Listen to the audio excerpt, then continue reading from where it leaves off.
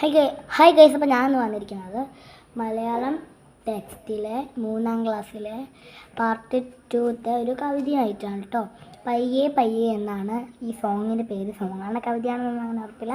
അപ്പോൾ ഞാൻ എന്തായാലും ചൊല്ലിത്തരാം. എൻ്റെ പേര് പയ്യെ പയ്യാണ്. തരാം, പക്ഷെ പാടിത്തരാം.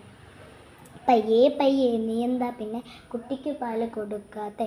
കൊടുക്കുമോ ഞാൻ പാടത്തു കറുക മുളയ്ക്കാഞ്ഞാൽ? കറുകെ നീ എന്താ പിന്നെ പാടത്തു നിരത്തും മുളയ്ക്കാത്തെ? മുളയ്ക്കുമോ ഞാൻ ഇടിവെട്ടി മഴ പെയ്യാഞ്ഞാൽ? മഴയെ നീ എന്താ പിന്നെ കാലത്തു നേരത്തു പെയ്യാത്തെ? പെയ്യുമോ ഞാൻ പൂവൻ കോഴി കൂവാഞ്ഞാൽ? കോഴി നീ എന്താ പിന്നെ കാലത്ത് നേരത്ത് കൂവാത്തെ? കൂമോ ഞാൻ ഞങ്ങളിൽ ഒന്നിനെ പിടിച്ചാല്? കുർക്ക നീ എന്താ പിന്നെ പൂവൻ കോഴിയെ പിടിച്ചത്? പിടിക്കില്ലാമോ ഞാൻ തിന്നണ സാധനം കണ്ടാല്? നാടൻ പാട്ട്. അപ്പം ഇതൊരു പാട്ട് ഓരോരുത്തരോട് ഞാൻ ചോദിച്ചു തരുന്ന പോലെയാണ്. നമ്മൾ ആദ്യം പശുവിനോട് ചോദിച്ചു. പശു പിന്നെ ആ കാര്യം കറുകയാണ് ഇതിന് കാരണം എന്ന് പറഞ്ഞാൽ ഓരോരുത്തരോട് ചോദിച്ചു പോവുകയാണ്. ഓക്കെ, ഇനി നെക്സ്റ്റ് നിങ്ങൾ പറഞ്ഞുതരാം. വേനൽ നട്ടോ പേര്. മഴയുടെ തേങ്ങൽ മാറ്റാനങ്ങനെ വേനൽ ചിരിച്ചൊരു വരവുണ്ട്.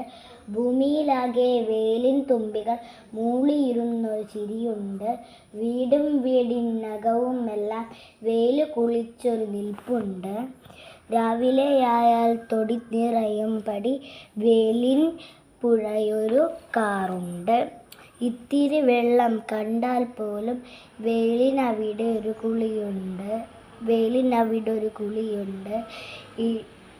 ഇടവഴിയുള്ളിൽ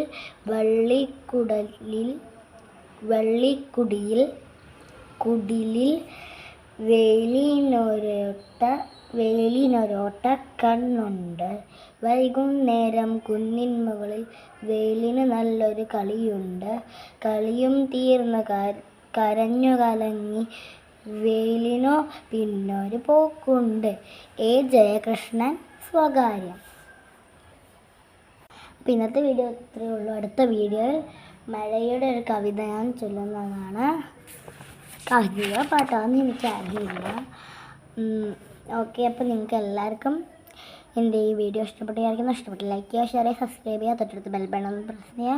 അപ്പോൾ പുതിയൊരു വീഡിയോ വന്നാൽ സൈനിങ് ഔട്ട്. ബൈ. പിന്നെ ഞാൻ നിങ്ങൾക്ക് ഒരു നല്ല രസം റിലാക്സിങ് കിട്ടാനാണ് കേട്ടോ ഈ പ്രകൃതിയെ കാണിക്കുന്നത്. നേച്ചർ